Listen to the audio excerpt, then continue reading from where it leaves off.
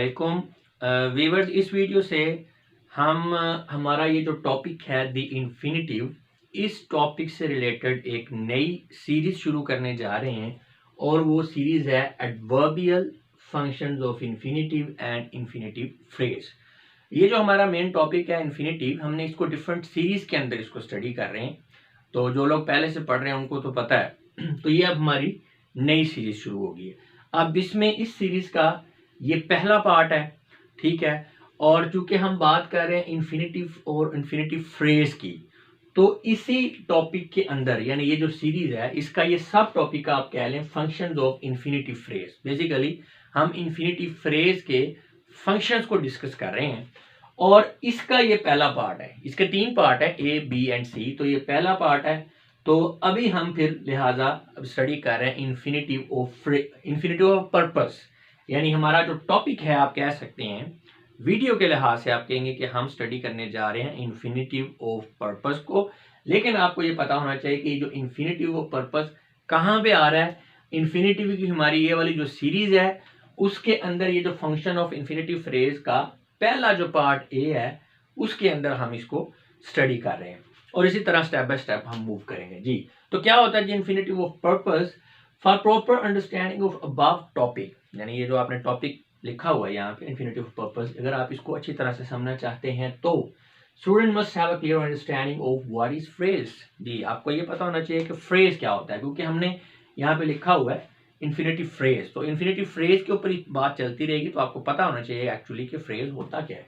और अगर आपको नहीं पता तो visit the relevant video to learn this topic, link share. ये डिस्क्रिप्शन के अंदर लिंक दे दिया गया, तो आप इस लिंक पे जाके जान सकते हैं कि फ्रेज होता क्या है, सेंटेंस क्या होता है, क्लॉज क्या होता है, ये सारी चीजें आपको पता होनी चाहिए। नेक्स्ट है students must also know that an infinitive phrase में function like adverb, noun and adjective. जी तो जो आपका इन्फिनिटिव फ्रेज है ये फंक्शन कर सकता है किस तरह से, ये एडवर्ब के तौर पे भी रोल प्ले करता है, ये नाउन के तौर पे भी रोल प्ले करता है और एडजेक्टिव के तौर पे भी रोल प्ले करता है। लेकिन यहाँ पे स्पेसिफिकली हम किसकी बात कर रहे हैं, एडवर्बियल फंक्शंस की। तो लिहाजा however no we are starting with adverbial function of infinitive and infinitive phrase. of course हम जो इसका नाउन फंक्शन है या एडजेक्टिव फंक्शन है इसको भी स्टडी करेंगे, लेकिन पहले अभी हम एडवर्बियल फंक्शन पे बात कर रहे हैं, ये जो सीरीज है। उसके बाद नेक्स्ट सीरीज में हम इसका नाउन वाला फंक्शन देखेंगे और फिर हम उससे अगली सीरीज में एडजेक्टिव वाला फंक्शन देखेंगे जी। तो अब चूंकि बात हो रही है एडवर्बियल फंक्शन की, तो चले आते हैं जी अपने मुद्दे की तरफ। Adverbial functions of infinitive and infinitive phrases. Student must try to learn that an infinitive phrase like an adverb may modify verb, adjective and entire sentence. आपको पता है कि adverb क्या करता है, ये modify करता है किसी adjective को, किसी verb को या another adverb को। तो यहाँ पे ये जो आपका इन्फिनिटिव फ्रेज है, हम चूंकि इसका एडवर्बियल फंक्शन देख रहे हैं, तो लिहाजा ये बिल्कुल एक एडवर्ब की तरह किसी वर्ब को भी मॉडिफाई कर सकता है और किसी एडजेक्टिव को भी और एक एंटायर सेंटेंस को भी मॉडिफाई कर सकता है जी। तो बात जो कि हम कर रहे हैं एडवर्बियल फंक्शन की, तो हमें थोड़ा सा रिवाइज करना होगा अपने जो है एडवर्ब के कॉन्सेप्ट को कि ये होता क्या है। N adverb is a part of speech which modifies a verb, adjective and other adverbs. तो ये एक ऐसा पार्ट ऑफ स्पीच है जो मॉडिफाई करता है किस वर्ब को, एडजेक्टिव को और दूसरे कोई और इसके अलावा एडवर्ब सेंटेंस के अंदर यूज हुआ तो उसको भी ये मॉडिफाई करता है।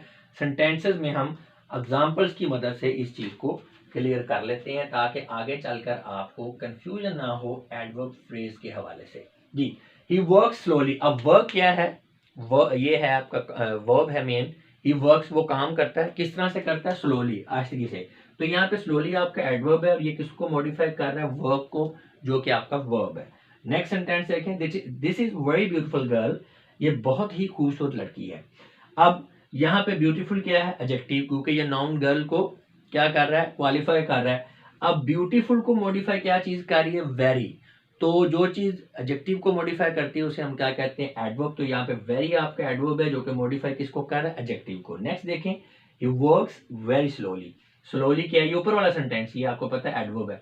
तो वेरी स्लोली बहुत ज्यादा ही ऐसी से, तो वेरी आपके एडवर्ब को ही मॉडिफाई कर रहा है, तो लिहाजा ये फिर आपका एडवर्ब ही है। तो यहाँ पे क्या है, एडवर्ब मॉडिफाइंग अनदर एडवर्ब। तो ये 3 तरीकों से आप देख सकते हैं कि जो आपका एडवर्ब है वो एडवर्ब को भी क्वालिफाई मॉडिफाई कर रहा है, वर्ब को भी कर रहा है और एडजेक्टिव को भी कर रहा है। In this video, we shall try to learn only the adverbial function of infinitive phrase या infinitive when it modifies a verb। जी, तो ये बताने का मकसद आपको ये है कि हम चूंकि एडवर्बियल फंक्शन पढ़ रहे हैं इसका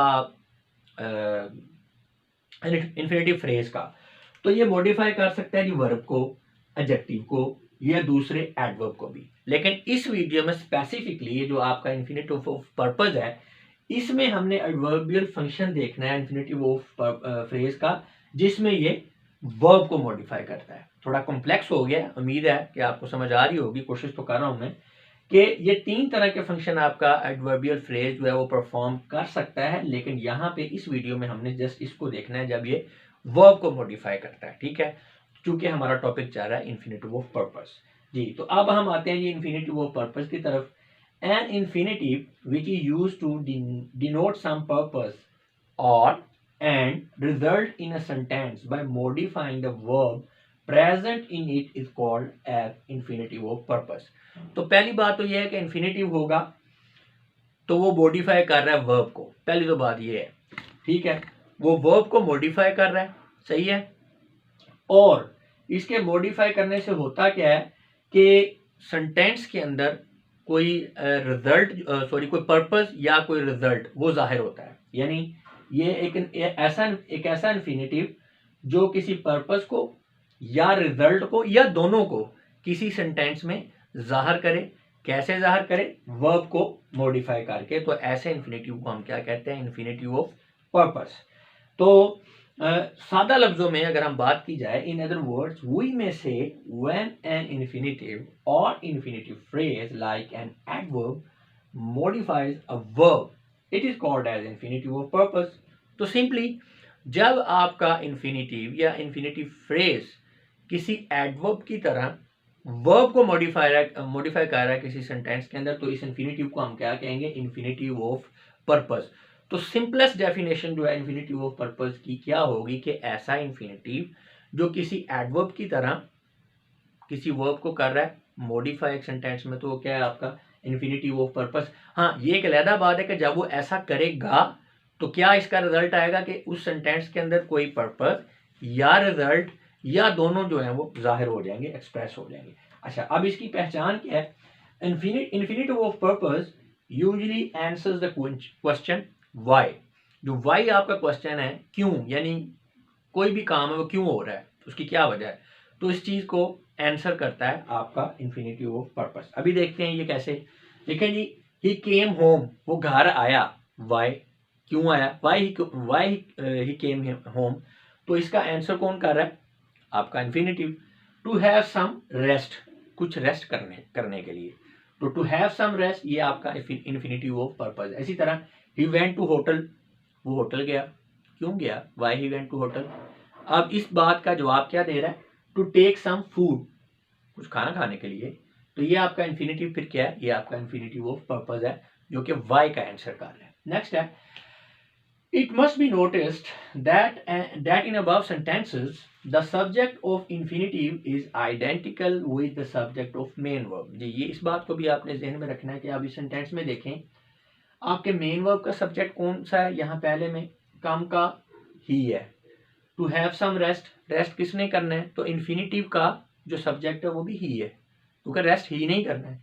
इसी तरह वी वेंट टू होटल, अब वेंट का कौन सा है? सब्जेक्ट वी है। टू टेक सम फूड, कुछ खाना खाने के लिए। खाना किन्होंने खाना है? वी ने खाना। तो इसका मतलब है इन्फिनेटिव और मेन वर्ब दोनों का सब्जेक्ट एक ही है जब आपका इन्फिनेटिव ऑफ पर्पस यूज हो रहा है किसी सेंटेंस में। Next time, it must also be kept in mind that a purpose may also be expressed by for plus noun या for plus noun phrase या for plus pronoun construction in addition to infinitive of purpose। जी, ये बात भी आपको पता होनी चाहिए कि जो पर्पस होता है वो जरूरी नहीं है कि आप उसको इन्फिनेटिव की मदद से एक्सप्रेस कर रहे हैं, और भी कंस्ट्रक्शन है। मतलब फॉर है, उसके साथ नाउन लगा दें आप, पर्पस ये बात जाहिर करेगा ये कंस्ट्रक्शन। फॉर के साथ नाउन फ्रेज है या फॉर के साथ आपने प्रोनाउन लगा दिया तो तभी पर्पस शो हो रहा है। एग्जांपल्स देख लेते हैं। आई वेंट, मैं गया, किस लिए गया? फॉर मीटिंग, मीटिंग के लिए। अब ये फॉर और नाउन हमने मिला दिए। इसी तरह आई एम सर्चिंग, मैं तलाश कर रहा हूँ। भाई क्या तलाश कर रहा हूँ या क्यों तलाश कर रहा हूँ? फॉर रिजल्ट, रिजल्ट के लिए या रिजल्ट की तलाश कर रहा हूँ, तब फॉर ये वाली कंस्ट्रक्शन आ गई, फॉर प्लस नाउन।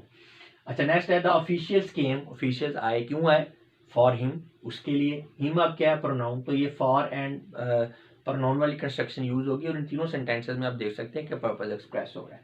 नेक्स्ट है more over phrase in order to may also be used to express purpose in place of to infinitive, but it is rather formal and more emphatic as compared to infinitive। जी, तो हम बात कर रहे हैं कि purpose को हम to infinitive के अलावा भी एक्सप्रेस कर सकते हैं। उसमें एक तरीका तो ये मैंने आपको बताया कि ये कंस्ट्रक्शंस है।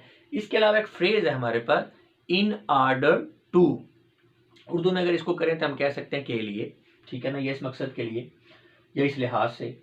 तो अब ये भी आप यूज कर सकते हैं टू इन्फिनेटिव की जगह, लेकिन जब आपने इन ऑर्डर टू यूज करना है तो ये बड़ा फॉर्मल होगा, और जब आपने एम्फेसाइज करना है किसी चीज को तो फिर आप इसको यूज करेंगे, क्योंकि इसकी जो टोन है वो एम्फेटिक है, ठीक है, यानी जोर देने वाली इसकी टोन है। जैसे कि अब ये दो सेंटेंसेस को आप कंपेयर करें, he came home to have some rest, वो घर आया कुछ रेस्ट करने के लिए। अब यहाँ पे हमने इन्फिनेटिव टू इन्फिनेटिव को यूज किया है पर्पस को एक्सप्रेस करने के लिए।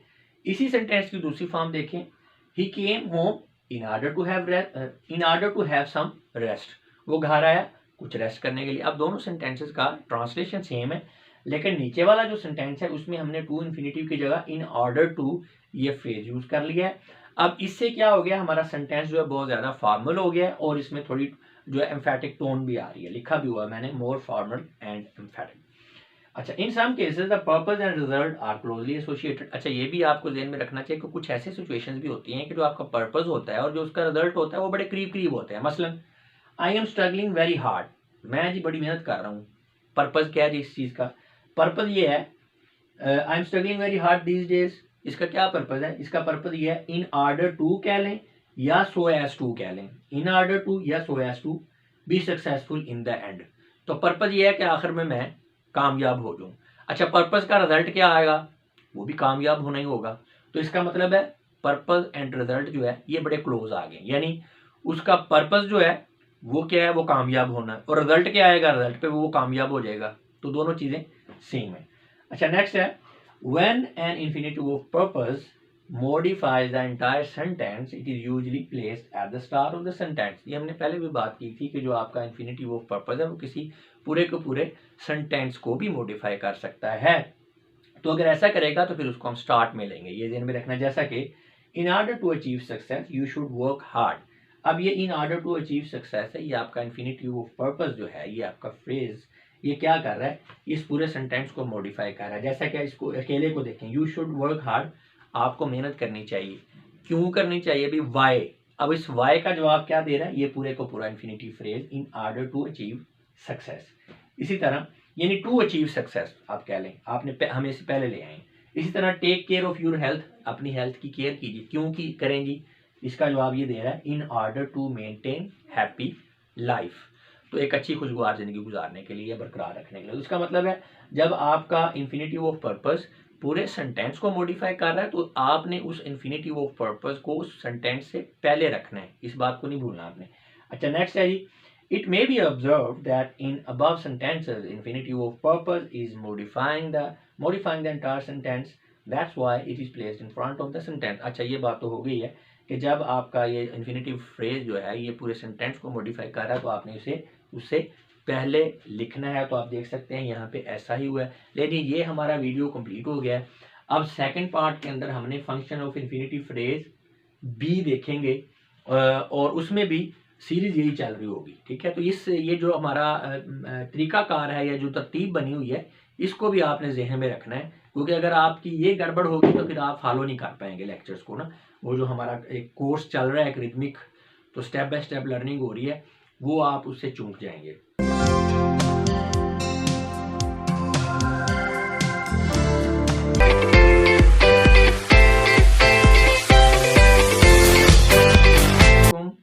व्यूअर्स, हम स्टडी कर रहे हैं functions of the infinitive phrase के टॉपिक को, और इस सिलसिले में ये हमारा पहला सेगमेंट है फंक्शंस ऑफ इन्फिनिटिव फ्रेज का। ये पहला सेगमेंट है ए, टोटल इसके 3 सेगमेंट्स है, बी एंड सी भी आगे आएगा। ए सेगमेंट है, ए सेगमेंट का पार्ट 2 जो है अभी इस वीडियो में हम स्टडी करेंगे।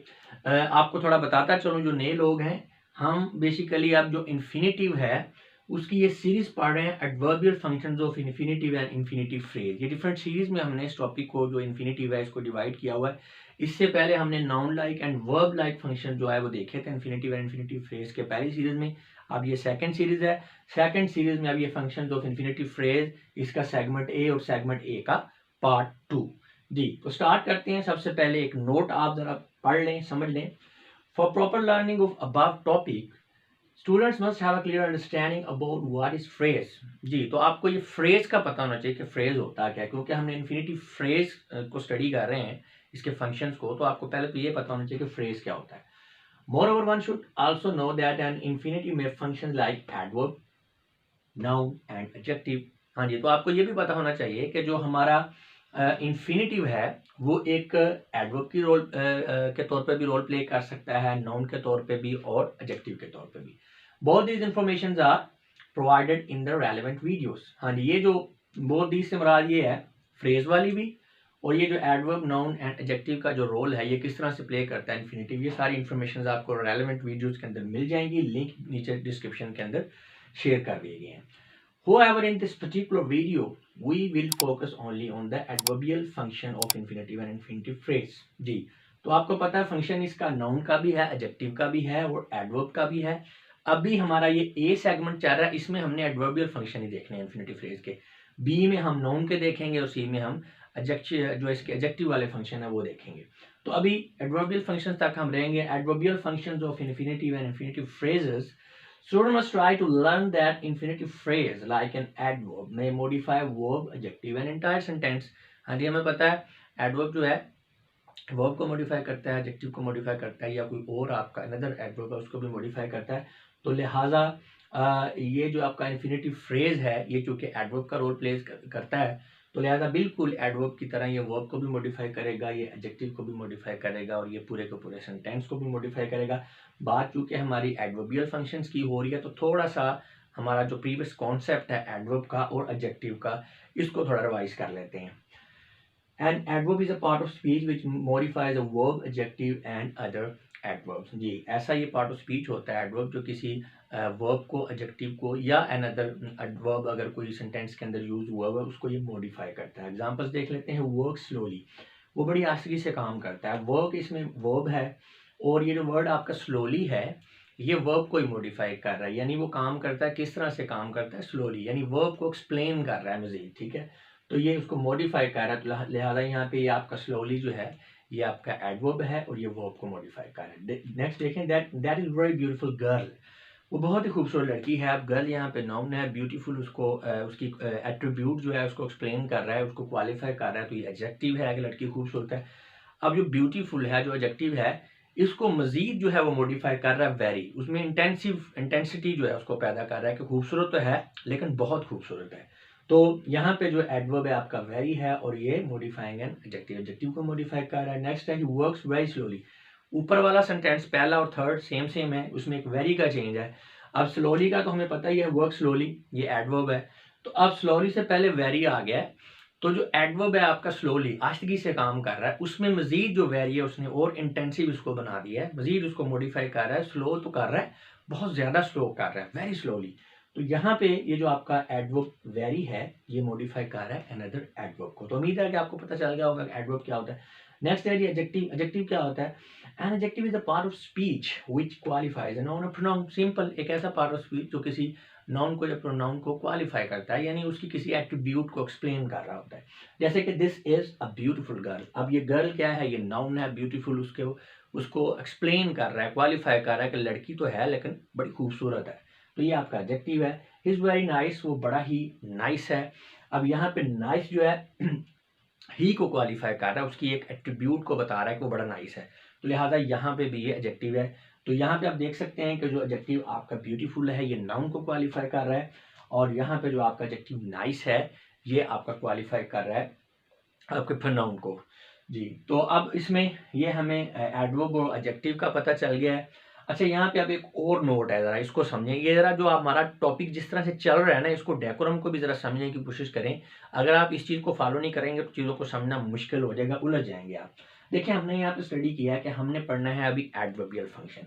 अब जो एडवर्ब है वो किसको मॉडिफाई करता है? वर्ब को, एडजेक्टिव को और एंटायर सेंटेंस को। इससे पहले जो पार्ट 1 था उसमें भी हमने एडवर्बियल फंक्शंस ही पढ़ा था, लेकिन वो उसमें हमने ये पढ़ा था कि हमने सिर्फ उस चीज़ को देखा है जब हमारा एडवर्ब जो है वो वर्ब को मॉडिफाई कर रहा है। अब ये पार्ट 2 है, इसमें हमने एडवर्बियल फंक्शन वो वाले स्टडी करना है सिर्फ जिसमें हमारा एडवर्ब जो है वो आपका मॉडिफाई कर रहा है एडजेक्टिव को, ठीक है। इसके बाद जो पार्ट 3 आएगा उसमें हम देखेंगे जिसके अंदर हमारा ये जो एडवर्बियल फंक्शन है आपके इन्फिनेटिव फ्रेज का, वो वाला फंक्शन होगा जिसमें आपका जो इन्फिनेटिव फ्रेज है वो मॉडिफाई कर रहा होगा एंटायर सेंटेंस को। तो इस बात को समझने की कोशिश करें। अभी हम एडजेक्टिव के लिहाज से पढ़ेंगे। ये नोट मैंने इसीलिए लिख दिया ताकि आपको ये बात याद रहे। In this video, we shall try to learn only the adverbial function of infinitive and infinitive phrase when it modifies an adjective. Verb की बात नहीं कर रहे, entire sentence की बात नहीं कर रहे, सिर्फ adjective की बात कर रहे हैं कि adjective को कैसे modify करता है इस वीडियो में। चलें जी, modification of adjective by infinitive or infinitive phrase। यहाँ से एक्चुअली हमारा टॉपिक स्टार्ट हो रहा है इस वीडियो का। बाकी जो है आपके लिए इंट्रोडक्शन था या आपको साथ चलाने के लिए जो नए लोग हैं, ये सारी जो है तमहीद जो है वो बताई गई है जी। तो एन इन्फिनेटिव और इन्फिनेटिव फ्रेज में modifies an adjective used after the verb. तो वर्ब के बाद जो एडजेक्टिव आपका यूज हो रहा होता है उसको आपका जो इन्फिनेटिव है या इन्फिनेटिव फ्रेज है वो मॉडिफाई करता है। वर्ब के बाद इसलिए कि अगर वर्ब से पहले है तो वो ज़रा सा स्ट्रक्चर और हो जाती है। अभी आप इसी पे फोकस करें जी। नवीद इज, वो भी मैं आपको बता देता हूँ। जैसे नवीद इज इजी, अब इजी यहाँ पे एडजेक्टिव है, ये नवीद के बारे में एक खुसूसियत बता रहा है कि जो है ना वो पुरसकून है, आसानी से बैठा हुआ है। अगर ये उसके साथ हमने एडजेक्टिव लगा देंगे ना नाउन के साथ, जैसे इजी नवीद है या ब्यूटीफुल गर्ल है, तो फिर इस स्ट्रक्चर के अंदर जो है वो आपका नहीं जो आप फ्रेज या इन्फिनेटिव फ्रेज जो है उसको फिर जो है वो मॉडिफाई नहीं कर सकेगा। तो ये वाला जो एडजेक्टिव होगा ना जो आपके वर्ब के बाद में यूज हो रहा है उसी को ये जो है मॉडिफाई कर सकता है। तो यहाँ पे अब ये पैसिव वॉइस कंस्ट्रक्शन है। Naveed is easy to meet. In the above sentence, infinitive is used in active form, but it has passive meaning because the part of the sentence before infinitive is in passive construction। अब यहाँ पे अगर हम सिर्फ infinitive को देखें ना, to meet, तो ये तो एक्टिव फॉर्म है इसकी, लेकिन ये मीनिंग दे रहा है पैसिव के। क्यों? क्योंकि टू मीट से पहले वाला जो सेंटेंस का पार्ट है नवीद इज इजी, ये आपका पैसिव कंस्ट्रक्शन में, तो इसलिए ये पैसिव मीनिंग दे रहा है यहाँ पे आपका इन्फिनेटिव। तो compare it with the sentence in active form. अब इसी सेंटेंस को अगर हम एक्टिव वॉइस में देखें, एक्टिव फॉर्म में देखें, तो इस तरह से होगा, it is easy to meet Naveed. तो नवीद से मिलना जो है वो आसान है। अब यहाँ पे देखें, because this sentence expresses the passive meaning also, so here Naveed is an object of meat। तो यहाँ पे अब चूंकि पैसिव कंस्ट्रक्शन है, इधर भी ऊपर भी पैसिव थी, यहाँ पे भी, तो अब इसमें जरा डिफरेंस ये देखें कि यहाँ पे जो नवीद है ये आपका ऑब्जेक्ट बन गया इन्फिनेटिव का। टू मीट ये आपका इन्फिनेटिव है और नवीद इसका ऑब्जेक्ट बन गया। ये आपका टू मीट जो है ये गवर्न कर रहा है नवीद को, लेकिन ऊपर इस तरह से नहीं था। वहां पे टू मीट जो है वो नवीद को गवर्न नहीं कर रहा था, नवीद वहां पे ऑब्जेक्ट नहीं था। तो ये डिफरेंस आ गया जी, उम्मीद है कि आपको समझ लगी होगी।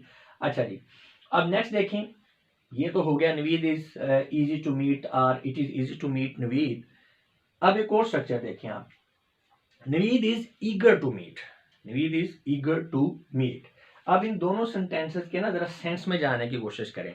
Naveed is easy to meet, यहाँ पे मिलने की किसको बात हो रही है? नवीद को ही, ठीक है ना, यानी कि नवीद से मिलना आसान है, ठीक है।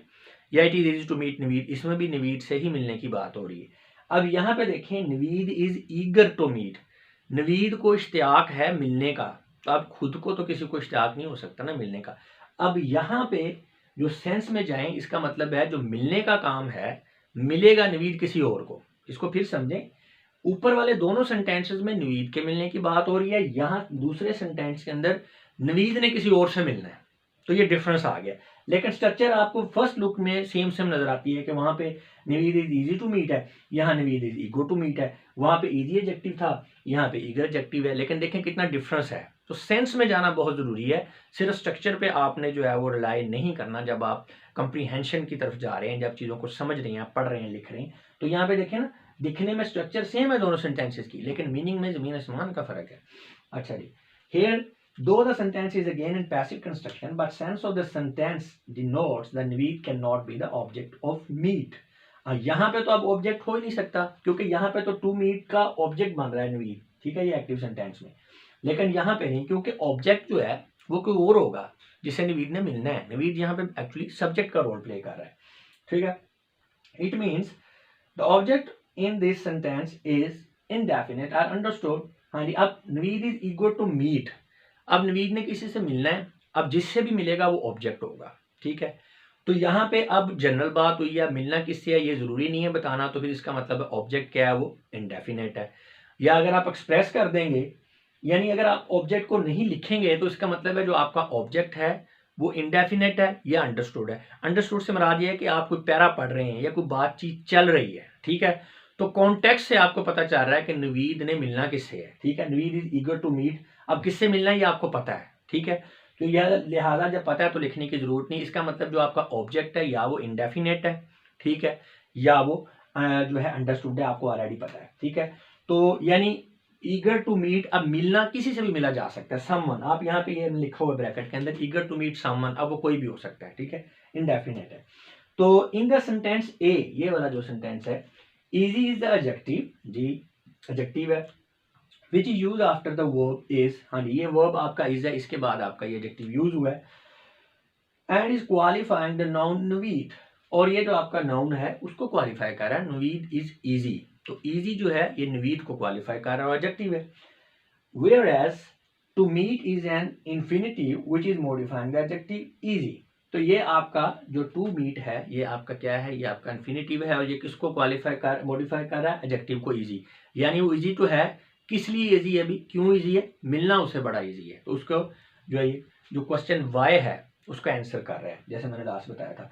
यानी एडजेक्टिव इजी को मॉडिफाई कर रहा है, यानी it's playing the role of an adverb. तो ये एक एडवर्ब का जो है वो रोल उसे प्ले कर रहा है।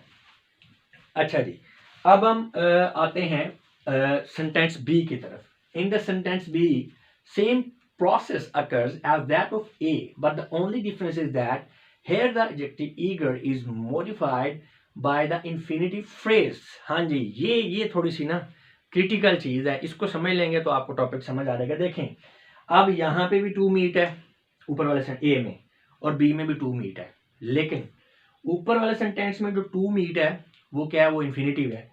नीचे वाले सेंटेंस में जो टू मीट है ये इन्फिनेटिव फ्रेज है। लेकिन ये चीजें आपको तभी समझ आएंगी जब आपको कॉन्सेप्ट क्लियर होगा। अब ये इन्फिनेटिव फ्रेज क्यों है भाई, ये भी तो टू मीट है। ये इन्फिनेटिव फ्रेज इसलिए है कि यहाँ पे ऑब्जेक्टिव जो है वो इंडेफिनेट है, वो अंडरस्टूड है। तो यहाँ पे कोई एडजेक्टिव आएगा जिसे हमने लिखा नहीं है, लेकिन आप तसव्वुर कर लें कि यहाँ पे एडजेक्टिव है। जब टू मीट के साथ एडजेक्टिव लग जाएगा तो फिर ये इन्फिनेटिव फ्रेज बन जाएगा, यानी इन्फिनेटिव के साथ कुछ और वर्ड्स मिल गए तो इन्फिनेटिव फ्रेज बन गया। तो ये अब आपको कैसे पता चलेगा कि टू मीट जो है ये इन्फिनेटिव है या इन्फिनेटिव फ्रेज है, ये आपको सेंस से पता चलेगा, आपको कॉन्टेक्स्ट से पता चलेगा। अब यहाँ पे आपको सेंस है कि नवीद ने जो है, नवीद के बारे में बात हो रही है कि उससे मिलना आसान है। अब यहाँ पे आपको सेंस से पता चल रहा है कि नवीद ने किसी और से मिलना है, जिससे मिलना है वो बताया नहीं गया लेकिन मिलना है। तो इसका मतलब है वो मिलेगा किसी के साथ, तो ऑब्जेक्ट होगा जो कि इनडेफिनेट है, या आप कह सकते हैं ऑब्जेक्ट यहाँ पे लिख भी सकते हैं, Naveed is eager to meet Ali. तो अब ये टू मीट अली जब आ जाएगा तो ये आपका इन्फिनेटिव फिर फ्रेज बन जाएगा। अब यहाँ पे अली लिखा हुआ नहीं है, लेकिन आपको पता होना चाहिए कि यहाँ पे जो टू मीट है ये आपका इन्फिनेटिव फ्रेज है। तो यही बात यहाँ पे मैंने लिख भी दी है। लिख मैं हर चीज को देता हूँ ताकि आप भूले ना, और ये आपका नोट्स भी हैं, इनका स्क्रीनशॉट ले लिया करें। In the first look this infinitive phrase seems like an ordinary to infinitive, but taking the sense of the sentence into account, one can observe that to meet is acting like an infinitive phrase because the object of this sentence is indefinite and is understood, यानी कि someone। वही वाली बात कि पहली दफा आप देखते हैं जब फर्स्ट लुक में, तो आपको यही लगता है कि टू मीट जो है ये एक ऑर्डिनरी जैसे टू इन्फिनेटिव होता है, लेकिन जब आप सेंस में जाएंगे सेंटेंस की तो आपको समझ में आ जाती है कि भाई ये इन्फिनेटिव फ्रेज है, क्योंकि ऑब्जेक्ट इसके साथ आएगा कॉन्टेक्स्ट के मुताबिक। डेफिनेटली वो मेंशन नहीं किया गया, लेकिन वो अंडरस्टूड है, ठीक है। तो ये आपका जी इन्फिनेटिव हो गया, ये हो गया इन्फिनेटिव और इन्फिनेटिव फ्रेज वाली बात होगी। अब इसमें इसी कॉन्सेप्ट को अगर आपको थोड़ी सी प्रॉब्लम हो रही है समझने की, तो मजीद समझने में, तो उसको मैंने मजीद एलेबोरेट कर दिया है। फिर देखें इसको, to understand this concept see some other examples given as under.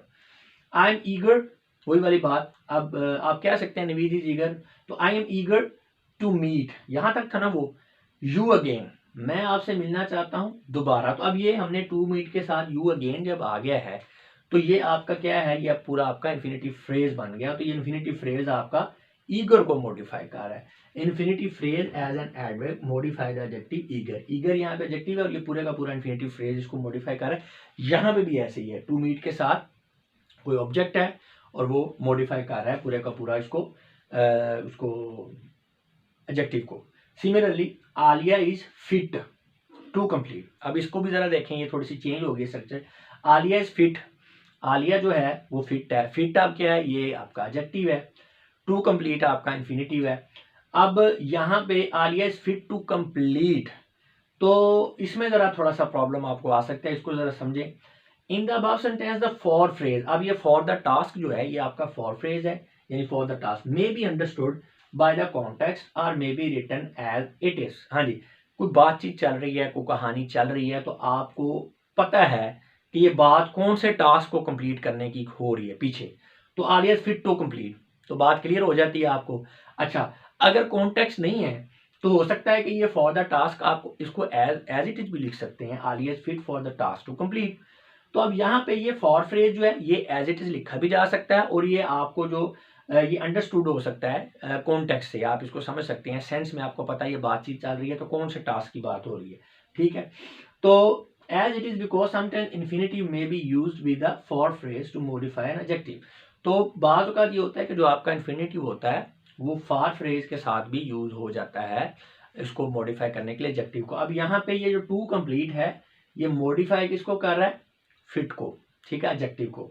लेकिन बेसिकली यहाँ पे ये जो आपका टू फ्रेज सॉरी ये जो इन्फिनेटिव है ये एक्चुअल में फॉर फ्रेज के साथ यूज हुआ है। यानी अगर आप इसको इस तरह से भी कर लें, Alia is fit to complete, पीछे कहानी चल रही है, आपको पता है कि यहाँ पे ये कौन से टास्क की बात हो रही है, तो इसका मतलब है ये जो टू कंप्लीट है आपका इन्फिनेटिव ये फॉर फ्रेज के साथ मिलके किसको मॉडिफाई कर रहा है, फिट को। इस चीज को अभी दो नीचे वाले सेंटेंसेस आप देखेंगे तो बिल्कुल क्लियर हो जाएगा आपको। जैसे Fayaz is happy for the lunch to begin, अब टू बिगन क्या है, इन्फिनेटिव, इसके साथ फॉर द लंच, ये आपका क्या आ गया, फॉर फ्रेज, ये दोनों मिलके क्या हैप्पी को मॉडिफाई करेंगे। फयाज हैप्पी है, खुश है, किस लिए खुश है, for the lunch to begin. अब ये इन्फिनेटिव फॉर फ्रेज के साथ मिलके बता रहा है कि क्यों वो हैप्पी है। इसी तरह आलिया सर्चिंग, आलिया तलाश कर रही है, अब सर्चिंग ये आपका क्या है, एडजेक्टिव है, भी क्या तलाश कर रही है, इस चीज को आपका इन्फिनेटिव फ्रेज या इन्फिनेटिव फॉर फ्रेज के साथ मिलके मॉडिफाई करेंगे जब एडजेक्टिव सर्चिंग को, तो आपको क्लियर हो जाएगा। जैसा कि Alia searching for the file, अब फॉर द फाइल क्या है, ये फॉर फ्रेज है, टू कंप्लीट द रिपोर्ट, अब यहाँ पे जो टू बिगन था सिर्फ वो इन्फिनेटिव था, टू कंप्लीट द रिपोर्ट, अब यहाँ पे साथ इसके और वर्ड्स आ गए, तो ये अब आपका इन्फिनेटिव फ्रेज आ गया। तो आप देख सकते हैं ऊपर वाले सेंटेंस में इन्फिनेटिव प्लस फॉर फ्रेज दोनों मिलके किसको, एडजेक्टिव को मॉडिफाई कर रहे हैं। यहाँ पे आपका जो है इन्फिनेटिव फ्रेज है प्लस फॉर फ्रेज, ये दोनों मिलके एडजेक्टिव को मॉडिफाई कर रहे हैं। ये जस्ट आपको बताना था कि इस तरह से भी हो जाता है, क्योंकि स्टडी तो बेसिकली हम यही कर रहे हैं ना कि हमारा एडवर्ब के तौर पे रोल प्ले करता है जब ये एडजेक्टिव को मॉडिफाई कर रहा होता है आपका इन्फिनेटिव या इन्फिनेटिव फ्रेज। नेक्स्ट है adjective in past participle form में also be modified by an infinitive और इन्फिनेटिव फ्रेज। जी, तो अगर आपका एडजेक्टिव जो है ये पास्ट पार्टिसिपल फॉर्म के अंदर भी है तो भी उसको आपका इन्फिनेटिव या इन्फिनेटिव फ्रेज जो है मॉडिफाई करेंगे। जी, वो कैसे, नवीद वॉज डिलाइटेड, अब ये डिलाइटेड जो है ये आपका पास्ट पार्टिसिपल फॉर्म है, लेकिन बेसिकली ये नवीद को क्वालिफाई कर रहा है कि नवीद बड़ा जबरदस्त खुश था। अच्छा, टू मीट हिम अगेन, तो ये टू मीट हिम अगेन ये आपका इन्फिनेटिव फ्रेज जो है ये उसको डिलाइटेड को, ये जो आपका एडजेक्टिव है उसको मजीद मॉडिफाई कर रहा है कि नवीद खुश था, किस लिए था, उसे दोबारा मिलने के लिए। हिम से मुराद कोई और हो सकता है, सेकंड पर्सन है कोई। आई वॉज कंफ्यूज्ड, मैं कंफ्यूज था, अब कंफ्यूज जो है ये पास्ट पार्टिसिपल है लेकिन ये एडजेक्टिव भी है क्योंकि ये आई को कर रहा है qualify. To see the whole situation, to see the whole situation ये इन्फिनेटिव फ्रेज है, ये जो आपका एडजेक्टिव जो पास्ट पार्टिसिपल फॉर्म में है इसको ये मॉडिफाई कर रहा है। मैं कंफ्यूज था, किस लिए कंफ्यूज था, इस चीज का जवाब दे रहा है आपका इन्फिनिटिव फ्रेज, उसको मॉडिफाई करते हुए कंफ्यूज को, के होल सिचुएशन को देख के मैं बड़ा कंफ्यूज था। इन सच sentences where a past participle adjective is modified by an infinitive or infinitive phrase, subject of the main verb generally denotes a person as shown in the above sentences। हाँ जी, यहाँ पे जब इस तरह की सिचुएशन होगी ना, जब आपका इन्फिनेटिव है या आपका इन्फिनेटिव फ्रेज है वो पास्ट पार्टिसिपल फॉर्म में किसी एडजेक्टिव को मॉडिफाई कर रहा है, तो जो मेन वर्ब का सब्जेक्ट होगा वो normally for most of the time कोई ना कोई पर्सन होगा। जैसे कि यहाँ पे डिलाइटेड जो है तो वो नवीद है, ठीक है, पर्सन हो यहाँ पे यूज हुआ नवीद। इसी तरह कंफ्यूज कौन सा है, कोई पर्सन है, ही है, शी है, इट है, अली है, आई है, तो कोई ना कोई पर्सन होगा। ये इस बात को भी ध्यान में रखना है। In some sentences, the adjective with the adverb to or nf is modified by any infinitive or infinitive phrase। असल में ना टॉपिक तो हमारा यही है कि इन्फिनिटिव या इन्फिनिटिव फ्रेज एक एडवर्ब की तरह किसी एडजेक्टिव को मॉडिफाई करता है। अब वो किस किस तरह से कर रहा है हम सारी चीजें देख रहे हैं, ताकि अगर हमारा वास्ता इन चीजों से पढ़े तो हम कंफ्यूज ना हो। तो अब यहाँ पे ये बताया कि कोई एडजेक्टिव अगर टू या एनफ, यानी टू और एनफ आपको पता है ये भी एडवर्ब है, तो जब इनके साथ भी अगर कोई एडजेक्टिव यूज हुआ तो इनको भी आपका इन्फिनिटिव या इन्फिनिटिव फ्रेज जो है ये मॉडिफाई कर सकते हैं। जैसा कि द वाटर इज कोल्ड। अब कोल्ड क्या है, ये आपका एडजेक्टिव है, वाटर को ये क्वालिफाई कर रहा है। लेकिन अगर टू कोल्ड है तो टू अब क्या है, ये कोल्ड के लिए एडवर्ब है कि ये उसको मजीद इसकी खुसूसियत को एक्सप्लेन कर रहा है, ये एडजेक्टिव को मॉडिफाई कर रहा है। तो टू कोल्ड जो है ये आपका क्या है, टू आपका एडवर्ब है, कोल्ड आपका एडजेक्टिव है। तो water is too cold to drink. अब टू ड्रिंक क्या इन्फिनिटिव है, ये मजीद फिर आपका जो है जो कोल्ड है उसी को मॉडिफाई कर रहा है। इसका मतलब है जो आपका एडजेक्टिव कोल्ड है इसको इसके साथ दो एडवर्ब आ गए, एक आपका टू जो है ये एडवर्ब है, और टू ड्रिंक है ये आपका जो इन्फिनिटिव है, ये भी आपका एडवर्ब का रोल प्ले कर रहा है। ये मैंने ब्रैकेट्स के अंदर फॉर में इसलिए लिख दिया है कि बेसिकली ये भी यहाँ पे फॉर फ्रेज के साथ आपका इन्फिनेटिव यूज हो रहा है, लेकिन वो इम्प्लाइड है या आप क्या अंडरस्टूड है उसको हम मेंशन नहीं किया। हो भी सकता है the water is too cold for me to drink, इस तरह भी लिख सकते हैं। अगर फॉर मी नहीं लिखा हुआ तो इसका मतलब है कॉन्टेक्स्ट से आपको पता चल रहा है, जो कहानी उससे पता चल रहा है, जो बंदा बात कर रहा है पानी जो ठंडा है उसके लिए, पीने के लिए ठंडा है, जब वो कह रहा है water is too cold to drink, यानी फॉर मी लगा रहा है या नहीं लगा रहा, वो आपको समझ आ रही है कि पानी ठंडा किसके लिए।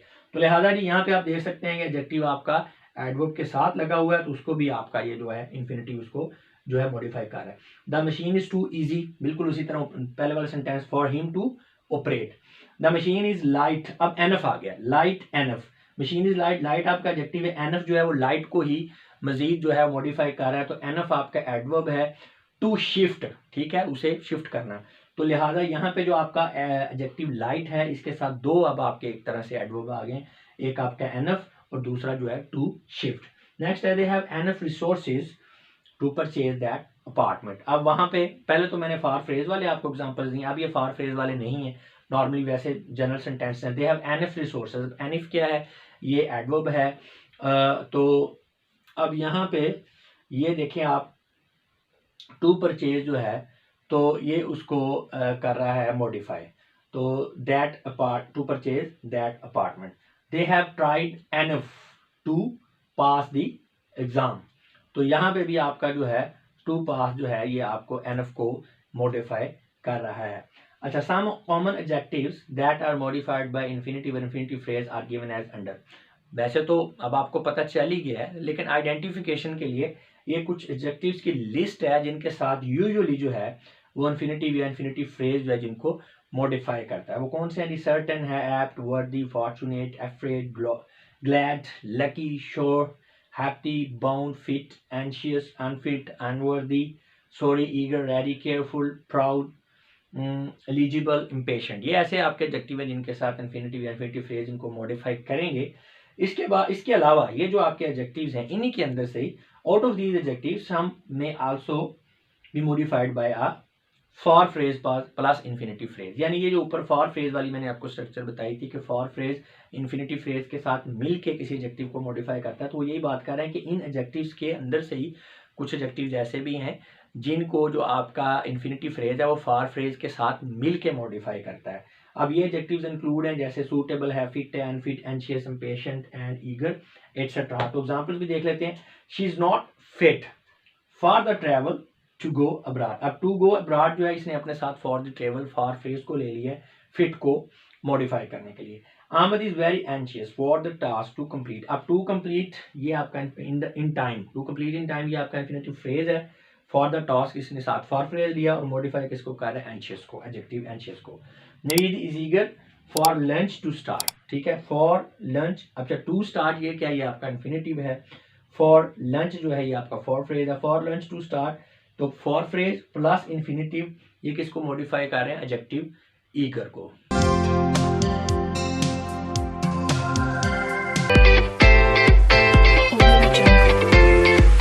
बिकॉज हम स्टडी कर रहे हैं फंक्शंस ऑफ इंफिनिटिव फ्रेज के टॉपिक को। जो हमारे पुराने व्यूवर्स हैं उनको पता है कि हम किस तरह से काम कर रहे हैं। वीडियो को वो फॉरवर्ड करके जो है लेक्चर को स्टार्ट कर सकते हैं सुनना। जो हमारे नए व्यूवर्स हैं उनको थोड़ा सा गाइड करना चाहूँगा। व्यूवर्स हम इस वक्त स्टडी कर रहे हैं दी इन्फिनिटिव जो है, इन्फिनिटिव के टॉपिक को, इसके टॉपिक को हमने डिफरेंट सीरीज़ के अंदर जो है वो डिवाइड कर रखा है, क्योंकि ये बड़ा एक्सटेंडेड टॉपिक है, बहुत बड़ा टॉपिक है। तो इससे पहले जो सीरीज़ थी उसमें हमने जो पढ़ा था वो noun like and verb like function of infinitive पढ़ा था। अब हम पढ़ रहे हैं adverbial functions of infinitive and infinitive phrase. और ये जो सीरीज़ है उसको भी हमने नेक्स्ट आगे कैटेगराइज किया है, ठीक है। फंक्शंस ऑफ इन्फिनिटिव फ्रेज ए है, फिर बी है, फिर सी है। ये भी आपको बताएंगे कि ये डिवीजन किसकी बेस पे हुई है। अभी हमारा ये जो मेन सीरीज है उसकी ये सब सीरीज है functions of the infinitive phrase, part इसका ए है। अब ये जो पार्ट ए है उसकी ये थर्ड वीडियो है, ठीक है। छोटे छोटे हमने क्लिप्स में डिवाइड कर लेते हैं टॉपिक्स को ताकि आपको समझने में आसानी रहे। ये सारा टॉपिक जो है कंबाइन करके एक वीडियो की शक्ल में भी आपको प्रोवाइड कर दिया जाता है ताकि आपको रैंडम जो है बार बार सर्च ना करना पड़े चीज़ों को। तो जी ये हमारा टॉपिक तो यहाँ से स्टार्ट हो रहा है, लेकिन उससे पहले ये कुछ इंट्रोडक्टरी चीज़ें हैं, इनको ज़रूर समझ लें। पहली बात तो ये कि ये नोट है for proper learning of about topic. Student must have a clear understanding about what is phrase. क्योंकि हम इन्फिनिटिव फ्रेज के टॉपिक को स्टडी कर रहे हैं तो पहली बात तो ये है कि आपको ये पता होना चाहिए कि फ्रेज होता क्या है। अच्छा, moreover one should also know that an infinitive में function like adverb, noun and adjective. जी जो हमारा जो इन्फिनिटिव है ये भी आपको पता होना चाहिए कि ये एडवर्ब के तौर पे भी रोल प्ले करता है, नाउन के तौर पे भी रोल प्ले करता है और एडजेक्टिव के तौर पे भी रोल प्ले करता है। Both these information are provided in the relevant videos. हाँ जी, ये वाली जो इन्फॉर्मेशन है जो दोनों ही फ्रेज वाली कि फ्रेज क्या होता है और एडवर्ब एंड नाउन और एडजेक्टिव के तौर पे हमारा जो है इन्फिनिटिव ये रोल प्ले करता है, ये वाली इन्फॉर्मेशन भी ये इसके लिए आप रेलेवेंट लिंक देख सकते हैं, रेलेवेंट वीडियोस देख सकते हैं। अगर आपको इसकी समझ नहीं है लिंक नीचे डिस्क्रिप्शन के अंदर शेयर कर दिए गए हैं। However, in this particular video, we will focus only on the adverbial function of infinitive and infinitive phrase। जी ये जहन में रखना है कि फंक्शन जो है वो कौन से हैं, एडवर्ब है, नाउन है, एडजेक्टिव। तीन तरह से आपका जो फंक्शन कर रहा है आपका इन्फिनिटिव फ्रेज। अभी जो हमारी सीरीज चल रही है वो कौन सी चल रही है, एडवर्बियल फंक्शंस। तो अभी हम एज एन एडवर्ब इसको देख रहे हैं, एज एन नाउन या एज ए एडजेक्टिव इन्फिनिटिव को नहीं देख रहे। जो हमारी ये वाली एडवर्ब वाली सीरीज कौन सी है, फंक्शंस ऑफ इन्फिनिटिव फ्रेज ए है। जो हमारी नाउन वाली सीरीज है वो हमारी क्या होगी, बी। और जो हमारी एडजेक्टिव वाली सीरीज होगी जिसके अंदर हमारा जो इन्फिनिटिव फ्रेज एडजेक्टिव के तौर पे रोल प्ले कर रहा है वो हमारी सीरीज होगी सी। मेरा ख्याल अब आपको समझ आ गई होगी। नेक्स्ट ये सारी सीरीज दी हुई है, लिंक्स नीचे डिस्क्रिप्शन के अंदर भी दिए हुए हैं। अच्छा जी, अब हम चूंकि बात कर रहे हैं एडवर्बियल फंक्शंस की, तो adverbial functions of infinitive and infinitive phrase इसको स्टार्ट करते हैं। Student must try to learn that infinitive phrase like an adverb may modify verb, adjective and entire sentence। जी आपको पता है जो आपका इन्फिनिटिव है ये एडवर्ब के इन्फिनिटिव फ्रेज या इन्फिनिटिव जो है ये एडवर्ब के तौर पे रोल प्ले करता है। अब एडवर्ब का क्या काम है, वर्ब को भी मॉडिफाई करता है, अनदर एडवर्ब को भी करता है, एडजेक्टिव को भी करता है, या कोई आपका सेंटेंस है उसको भी करता है। तो लिहाजा बिल्कुल सेम रोल प्ले आपका करता है एडवर्ब की तरह आपका इन्फिनिटिव या इन्फिनिटिव फ्रेज। तो चूंकि बात हमने करनी है एडवर्ब की तो इसको भी थोड़ा सा रिवाइज कर लेते हैं हम अपने पुराने कॉन्सेप्ट को। ये होता क्या है, N adverb is a part of speech which modifies a verb, adjective and other adverbs. मैं अभी आपको मैंने बताया है कि ऐसा पार्ट ऑफ स्पीच जो किसी वर्ब को, किसी एडजेक्टिव को या किसी दूसरे एडवर्ब को मॉडिफाई कर रहा है उसे हम क्या कहते हैं, एडवर्ब कहते हैं। एग्जांपल्स आपको दे दी हैं, यू वर्क स्लोली, स्लोली यहाँ पे वर्ब को मॉडिफाई कर रहा है, ये यहाँ पे आपका एडजेक्टिव एडवर्ब है। That's very beautiful girl, beautiful आपका एडजेक्टिव है क्योंकि ये नॉन गर्ल को मॉडिफाई कर रहा है, और ब्यूटीफुल को आपका वेरी मॉडिफाई कर रहा है जो कि एक एडवर्ब है। तो लिहाजा यहाँ पे adverb modifying an adjective. Next step, he works very slowly. आपने जैसे ऊपर वाले सेंटेंस में देखा बिल्कुल सेम नीचे वाला सेंटेंस है, फर्क ये है कि स्लोली के साथ वेरी आ गया। अब यहाँ पे स्लोली आपको क्या पता है, आपका कि ये एडवर्ब है। अब स्लोली से पहले जो है वेरी इस एडवर्ब के अंदर मजीद मीनिंग को ऐड कर रहा है। तो वेरी यहाँ पे जो है ये भी एडवर्ब है, लेकिन ये मॉडिफाई कर रहा है यहाँ पे एन अदर एडवर्ब। तो देख सकते हैं कि एडवर्ब यहाँ पे मॉडिफाई कर रहा है वर्ब को पहले सेंटेंस में, दूसरे सेंटेंस में आपका एडवर्ब जो है मॉडिफाई कर रहा है एडजेक्टिव को, और तीसरे सेंटेंस में आपका जो एडवर्ब है ये मॉडिफाई कर रहा है किसको, अनदर एडवर्ब को। तो बिल्कुल इसी तरह से आपका फंक्शन करता है इन्फिनेटिव या इन्फिनेटिव फ्रेज जब ये एडवर्ब के तौर पे रोल प्ले करता है। अच्छा, इसमें अब एक मजीद आगे चीज आ गई है। In this video we shall try to learn only the adverbial functions of infinitive phrase when it modifies entire sentence. जी देखें, ये जरा जो डेकोरम हमने बनाया हुआ है ना, ये जो तरतीब बनाई हुई है टॉपिक के समझने की, इसको फॉलो करना आपके लिए बहुत जरूरी है, वरना आप उलझ जाएंगे, कंफ्यूज हो जाएंगे। देखें, ये अभी हमारा चल रहा है functions of infinitive phrase A, adverbial function. अब इसमें आप वीडियो कौन सी देख रहे हैं, 3, थर्ड वीडियो। अच्छा, पहली 2 वीडियोस में क्या था, हमने यहाँ पे बात की है कि जो आपका एडवर्ब है वो क्या करता है, इन्फिनेटिव फ्रेज जब एडवर्ब के तौर पे रोल प्ले करता है तो वो क्या करता है, वर्ब को मॉडिफाई करता है, एडजेक्टिव को मॉडिफाई करता है, या वो एंटायर सेंटेंस को। तो 3 चीजें हैं।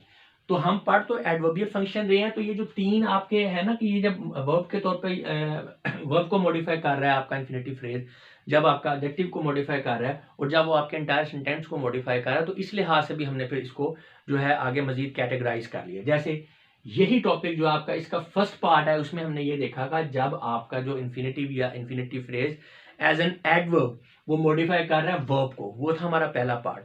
दूसरा पार्ट ये है कि आपका इन्फिनेटिव या infinitive phrase as an adverb modify कर रहा है किसको, एडजेक्टिव को, वो था हमारा दूसरा पार्ट।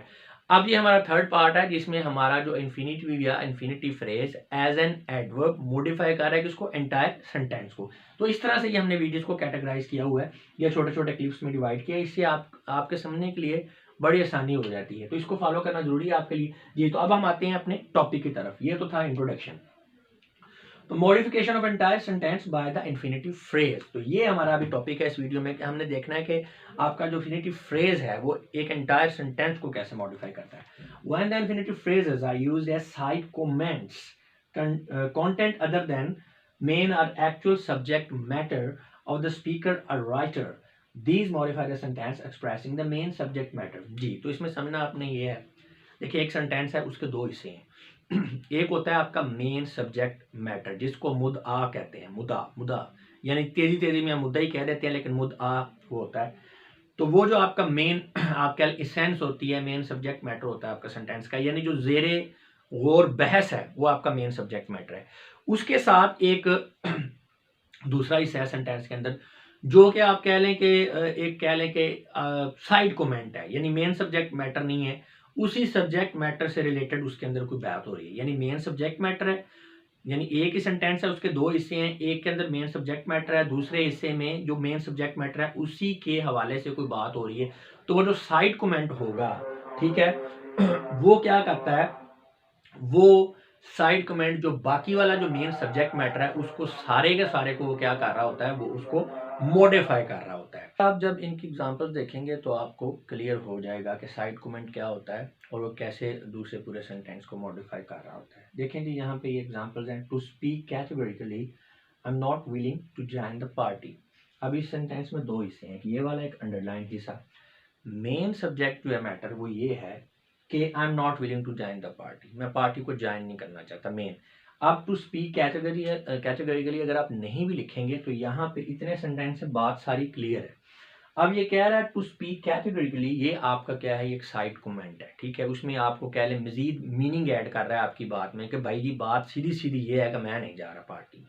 तो ये जो हम कहते हैं ना बात सीधी सीधी ये है, टू स्पीक कैटेगरिकली, ये आपका साइड कमेंट है। लेकिन देखा जाए तो ये बात किस कॉन्टेक्स्ट में हो रही है, ये इसी पूरे की पूरी बात को जो है ना मॉडिफाई कर रहा है। जैसे हम कहते हैं कि भाई बात सीधी सीधी ये है कि मैं नहीं जा रहा पार्टी में। अब ये जो हम कह रहे हैं कि बात सीधी सीधी ये है, ये आपकी जो अगली बात है कि मैं पार्टी में नहीं जा रहा, उसी के बारे में बात कर रही है कि ये बात सीधी सीधी है। यानी I am not willing to join the party, यानी पार्टी में ना जाने की ये जो बात है ये बड़ी कैटेगरिकली है, यानी सीधी सीधी और साफ है। यानी ये वाला जो आपका साइड कमेंट है इसी को मॉडिफाई कर रहा है, इसके बारे में बता रहा है कि ये बात बड़ी स्ट्रेट फॉरवर्ड है, ठीक है। अच्छा जी, आगे to tell you the truth, I have squandered all money, मैंने तमाम पैसे जो है घुमा लिए हैं। अब बात ये है, आपका मेन मुद्दा ये है कि पैसे सारे तबाह हो गए हैं, ठीक है। तो अब ये जो to tell you the truth जो है, ये क्या, ये साइड कमेंट है, नहीं भी बताएंगे अगर बात, ये नहीं भी लिखा होगा तो बात क्लियर है कि पैसे सारे जनाब गुम हो गए हैं, ज़ाया हो गए हैं, गंवा लिए गए हैं। तो अब ये to tell you the truth जो है ये साइड कमेंट है, और ये कर क्या रहा है बेसिकली, ये जो आपकी बात है कि यार मैंने सारे पैसे गंवा लिए हैं, इसी के बारे में बता रहा है कि ये बात सच है, ठीक है ना, ये बात सच है, to tell you the truth. तो ये लिहाजा ये जो आपका अंडरलाइन वर्ड है, ये क्या है, अंडरलाइन वर्ड्स जो हैं, ये वाला जो पार्ट है सेंटेंस का, जो साइड कमेंट है, ये बाकी के बाकी सेंटेंस को क्या कर रहा है, मॉडिफाई कर रहा है। अच्छा, अब ये जो आपका साइड कमेंट है, इस पर जरा गौर करें, ये है क्या, टू स्पीक कैटेगरी के लिए एक फ्रेज है। इसी तरह to tell you the truth, ये भी एक फ्रेज है। अब इस फ्रेज के अंदर चूंकि इन्फिनेटिव यूज हुआ है, कौन सा, टू स्पीक, और नीचे वाले में टू टेल, तो ये क्या है, ये आपका इन्फिनेटिव फ्रेज है। तो लिहाजा इन शॉर्ट, यानी ये जो आपका साइड कमेंट है, या दूसरे लफ्जों में कह दें आप उसको कि ये आपका इन्फिनेटिव फ्रेज है, ये क्या कर रहा है, बाकी पूरे के पूरे सेंटेंस को मॉडिफाई कर रहा है, यानी एज एन एडवर्ब यूज हो रहा है। तो ये बात आपको पता रहनी चाहिए कि आपके जो साइड कमेंट्स हैं वो मोस्टली आपके क्या होते हैं, इन्फिनेटिव फ्रेज होते हैं। The underlined words, infinitive phrases, are modifying rest of the sentence. In each case, जी बता दिया मैंने आपको, infinitive phrases used here are side comments on the main subject matter, and it must be observed that there is also a tone of condition in these side comments. जी, तो ये बात आपको बता दी गई है, मैंने वही बात रिपीट हो रही है, मैं लिख देता हूँ ताकि आप भूलें ना। तो जो आपका साइड कमेंट है, ये आपका मेन सब्जेक्ट मैटर है, इसको मॉडिफाई तो कर रहा होता है, लेकिन उसमें एक और बात नहीं है कि थोड़ी सी इसमें कंडीशनल टोन भी आ रही है, कि भाई अगर सीधी बात की जाए तो, यानी कंडीशन है तो नहीं लेकिन टोन आ रही है, जैसे हम कहते हैं ना भाई अगर वो जल्दी उठेगा तो दफ्तर पहुंच सकेगा, तो अब ये जो जल्दी उठने की क्या कंडीशन है, तो यहाँ पे वो आप कह तो नहीं सकते कि ये कंडीशन है, लेकिन उसमें टोन आ रही है ना लहजे के अंदर, कि शर्त की तरह, शर्त या जुमला बन रहा है कि भाई अगर सच बोला जाए, ये भाई अगर बात सीधी की जाए, तो ये आपको इसमें एक कंडीशनल टोन भी मिलेगी। अच्छा जी, similarly there are some other common phrases which are used as side comments and modify the entire sentence main subject matter. हाँ जी, एंटायर सेंटेंस से मुराद यानी जो आपका मेन सब्जेक्ट मैटर है उसको साइड कमेंट आपका मॉडिफाई कर रहा है। और कुछ फ्रेजेस जो हैं वो बड़े कॉमन होते हैं, जो हम अक्सर जो हैं वो रेपिटेडली यूज़ करते हैं, कॉमनली यूज़ किया जाता है कन्वर्सेशन के दरमियान, तो उनको भी मैं थोड़ा सा बता भी देता हूँ ताकि आप उसको भी ज़हन-नशीन कर लें। जैसे कि हम बात कर रहे होते हैं तो बीच में बोलते बोलते ही हम कह देते हैं to consider the issue seriously, तो अब टू कंसीडर ये आपका इन्फिनेटिव फ्रेज है, साइड कमेंट भी है। To be honest, to speak strictly, to coin a new term, यानी अगर कोई नया लफ्ज़ घड़ा जाए तो to ponder the matter deeply, to think conversely, ठीक है, to conclude, to sum up, ये सारे हम जो वर्ड्स हैं, जो फ्रेजेस हैं, ये यूज़ करते हैं commonly as an side comment, ठीक है, मॉडिफाई करने के लिए मेन सब्जेक्ट मैटर को। Sometimes infinitive phrases are used as transitional expressions to line up the sentences in an address, discourse, narration and discussion. जी, तो ये जो आपके infinitive phrase हैं बाज़ औक़ात ट्रांजिशनल एक्सप्रेशंस भी के तौर पे यूज़ होते हैं। ट्रांजिशनल एक्सप्रेशन से बात ये है कि बात का एक रुख चल रहा है, बीच में इन्फिनेटिव जो है फ्रेज आएगा और वो बात के रुख को मोड़ देगा, ठीक है, इसीलिए हम इसे कहते हैं ट्रांजिशनल एक्सप्रेशन। एग्जाम्पल देखेंगे क्लियर हो जाएगा आपको कि यानी ऐसा कब होता है, जब हम कोई एड्रेस लिख रहे हैं, एड्रेस से मुराद ये है खुतबा लिखने, और दूसरा एड्रेस नहीं, एड्रेस यानी किसी से खुतबा करना, डिस्कोर्स वही वाली बात है, कोई खुतबा दे रहे हैं, आप कोई लेक्चर दे रहे हैं, कोई आप कहानी सुना रहे हैं, कोई डिस्कशन, कोई डिबेट चल रही है, तो उसके अंदर जो है जब हम लॉजिकली बात करते हैं तो एक लॉजिक देते हम जब जो है दूसरी लॉजिक देते हैं, यानी अपनी बात का रुख मोड़ते हैं, तो इसके लिए ट्रांजिशनल एक्सप्रेशन के तौर पे यूज़ होते हैं हमारे पास infinitive phrase. When in a sentence an infinitive phrase used as transitional expression, it usually modifies the rest of the sentence. हाँ जी, तो ये जब आपका infinitive phrase जो है ये transitional expression के तौर पे यूज होता है तो बाकी के सेंटेंस को ये मॉडिफाई कर रहा होता है। जैसे take a famous example, let's consider term nepotism. अब ये टू मैंने ब्रैकेट में लगा दिया, यानी ये मीनिंग दे रहा है, ये है इन्फिनेटिव लेकिन बेयर इन्फिनेटिव है। अब यहाँ पे इसके साथ टू नहीं है, लेकिन मैंने आपको समझाने की गरज से ये बता दिया कि ये चूंकि इन्फिनेटिव है तो उसकी टोन वही है टू वाली। To take a famous example, यानी अगर एक मशहूर एग्जांपल को लिया जाए या कोट किया जाए। अब फर्ज करें कोई बंदे ने पहले बात की है, ठीक है, कोई डिबेट कर रहा है, कोई कहानी सुनाई है, उस कहानी को सुनाते सुनाते हुए कहता है अच्छा यार फर्ज करें आप ये मिसाल लेते हैं, तो अब क्या किया उसने, बात का एक रुख मोड़ा, ट्रांजिशनल जो है उसमें फेज आ गया है, ठीक है। तो यानी वो बात पहले कर रहा था, फ़र्ज़ करें वो बात कर रहा है क्राइम के ऊपर, या वो करप्शन के ऊपर बात कर रहा है, ऐसे लिख रहा है, नरेशन लिख रहा है, या कोई उसकी स्पीच है। तो बात करते-करते वो बीच में कहता है, अच्छा जी यार एक हम एग्ज़ाम्पल लेते हैं, हम फ़र्ज़ करते हैं नेपोटिज़्म की बात करते हैं।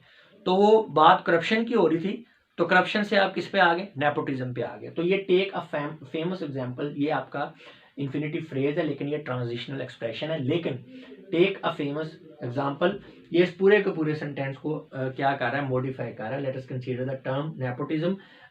मॉडिफ़ाई इस तरह से कर रहा है कि ये इसके बारे में बता रहा है कि ये जो आप टर्म नेपोटिज़्म को कंसीडर कर रहे हैं, ये आप मिसाल के तौर पे कंसीडर कर रहे हैं। ये जो टेक अ फेमस एग्ज़ाम्पल, ये इसको मॉडिफ़ाई इस तरह कर रहा है, जो हम कहते हैं ना let us consider the term nepotism.